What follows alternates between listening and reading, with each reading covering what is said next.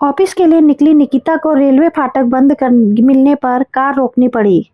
तभी उसके फोन पर एक मैसेज आया। नोटिफिकेशन से मैसेज की शुरुआत लाइनें पढ़कर उसके चेहरे के भाव अचानक से बदल गए और वो पुरानी यादों में खो गई।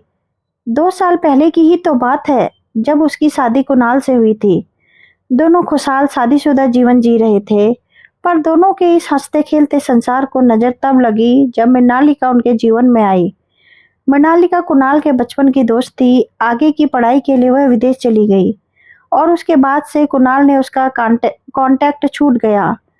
नितिका ने मृणालिका को केवल पुराने फोटो एल्बम्स में ही देखा था। आज संडे को निकिता बाजार निकली थी। थोड़ी दूर आने पर उसे ध्यान आया वो अपना पर्स घर पर ही भूल आई है, तो वो वापस मुड़ गई। घर पहुंचकर उसने देखा कि मेन गेट खुला हुआ था और अंदर आई और पर्स के लिए अपने कमरे की तरफ बढ़ी। वहां आकर उसने जो देखा उसे देखकर उसके पैरों तले जमीन खिसक गई। वहां कुणाल के साथ कोई लड़की बैठी हुई और दोनों एक दूसरे के काफी करीब थे। तभी कुणाल का ध्यान भी निकिता की तरफ गया और वे उसे देखकर हड़बड़ी में उठा। इतने में वो लड़की निकिता की तरफ मुड़ी। वो लड़की मृणालिका थी।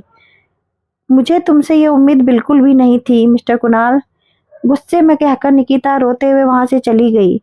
निकिता रुको, मेरी बात सुनो, कहते हुए कुणाल भी उसके पीछे आया, पर इससे पहले कि वो उसे रोक पाता वो अपनी कार में बैठ वहां से जा चुकी थी। देखते देखते 6 महीने बीत गए, पर इस दौरान निकिता ने उससे कोई बात नहीं की। वो अपने फार्म हाउस में ही रह रही थी। हालांकि कुणाल ने उससे कांटेक्ट करने की बहुत कोशिश की, पर वो उससे नहीं मिली और ना ही उसके कॉल्स और मैसेज का कोई रिप्लाई दिया। फिर कुछ समय बाद उसने अपना नंबर ही बदल लिया। निकिता के पेरेंट्स ने उससे कई बार कहा कि वो इस रिश्ते को लेकर कोई तो ठोस फैसला ले, पर निकिता का दिल कुणाल ने उस रिश्ते तोड़ने भी नहीं दे रहा था और उसका दिमाग उसके पास जाने भी नहीं दे रहा था। अचानक गाड़ियों के हॉर्न की आवाज़ सुनकर निकिता अतीत से निकलकर वर्तमान में आई। उसने देखा रेलवे फाटक खुल चुका है और उसकी वजह से ट्रैफिक जाम हो रखा है। उसने फौरन अपनी कार स्टार्ट की और अपने ऑफिस की तरफ निकल गई। दोपहर के लंच ब्रेक के वक्त निकिता ने फिर से सुबह आए मैसेज नोटिफिकेशन को देखा। उसने अब तक मैसेज पूरा खोलकर नहीं पढ़ा था। कुछ पलों तक सोच विचार करने के बाद आखिरकार उसने वो मैसेज ओपन किया। उसमें लिखा था कि हाय निकिता, मृणालिका हेयर। बहुत मुश्किल से मुझे तुम्हारा ये नया नंबर मिल पाया है। मैं तुमसे एक बार मिलना चाहती हूँ। कुछ है जो तुम्हारा जानना बहुत ज़रूरी है।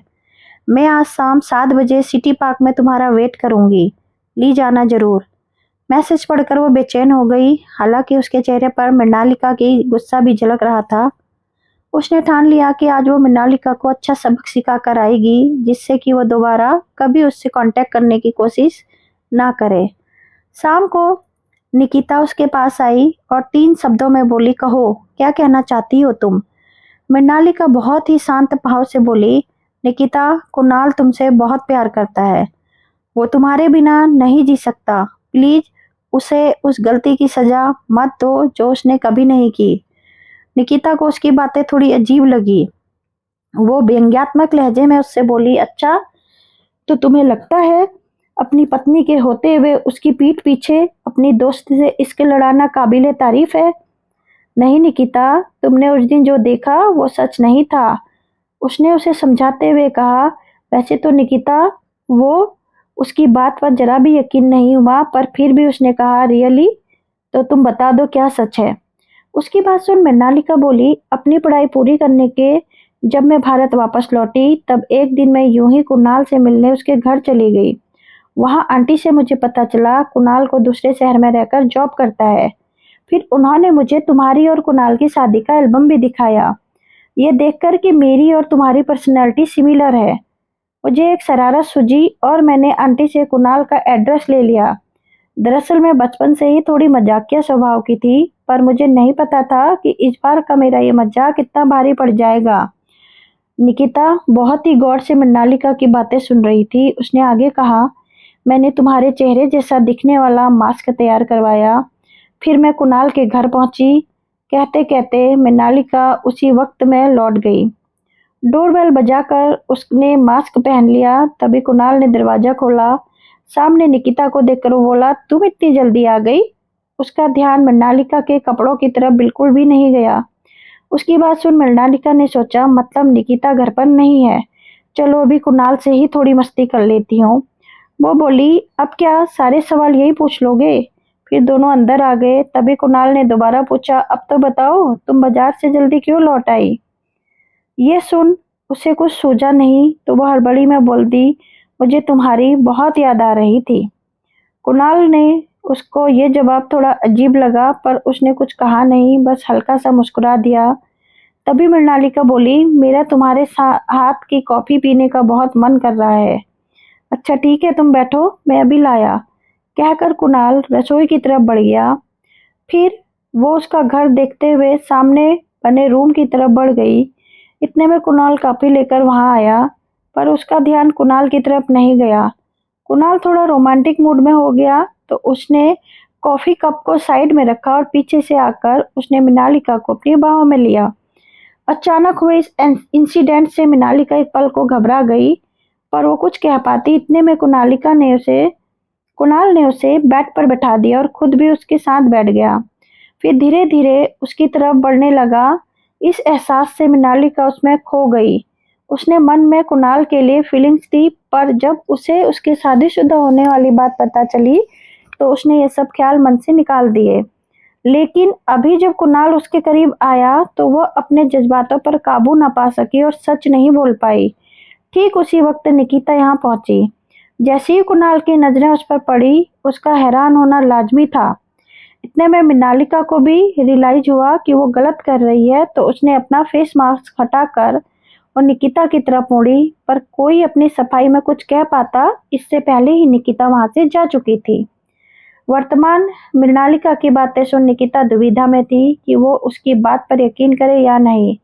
इतने में मृणालिका ने आगे कहा, मेरे इस मजाक के बाद से कुणाल ने मुझसे बातचीत बंद कर दी, पर मैंने ठान लिया था कि मैं अपनी गलती सुधारूंगी। निकिता प्लीज एक बार उससे मिल लो, वो बहुत परेशान है। ये सब सुन निकिता वहां से चली गई। कुणाल अपने घर की बालकनी में उदास खड़ा निकिता को ही याद कर रहा था। तभी निकिता की धुंधली सी छवि उसके सामने पड़ी तो उसकी तरफ ही बढ़ रही थी।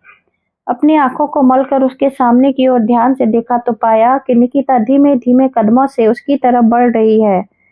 उसने सोचा कि यह उसका भ्रम है और उसने अपना सिर झटक लिया, पर उसे अब भी निकिता अपनी ओर बढ़ती हुई दिख रही थी। कुणाल ने हैरानी से उसकी तरफ देखा और धीरे से छुआ। तब जाकर उसे यकीन हुआ कि सच में निकिता है उसके सामने खड़ी। ये देखो, खुशी से फूला नहीं समाया, पर साथ ही हैरानी अभी थी उसके चेहरे पर। बोला, तुम यहाँ, जहाँ मेरा सुहाग वहाँ मैं। उसने जवाब दिया, मतलब? कुणाल कुछ समझ नहीं पाया। मृणालिका ने मुझे सब सच बता दिया है, उसने कहा। तो तुमने मुझे माफ कर दिया? कुणाल बोल पड़ा। नहीं, उसने कहा। ये सुन कुणाल फिर हैरान हुआ। तभी निकिता चेहरे पर हल्की सी मुस्कान लाते हुए बोली, तुमने कोई गलती की होती तो तुम्हें माफ करती ना मैं। उल्टा माफी तो मुझे तुमसे मांगनी चाहिए। मैंने तुम्हें कोई मौका ही नहीं दिया अपनी बात कहने का। उसकी ये बात सुन कुणाल बोला, पुरानी कड़वी बातों को भूल जाओ और मुझसे वादा करो कि अब कभी भी गुस्से या जोश में आकर कोई फैसला नहीं लोगी। वादा, निकिता ने कहा। फिर दोनों एक दूसरे के गले लग गए। दोस्तों, कहानी पसंद आएगी तो प्यार और सपोर्ट और सब्सक्राइब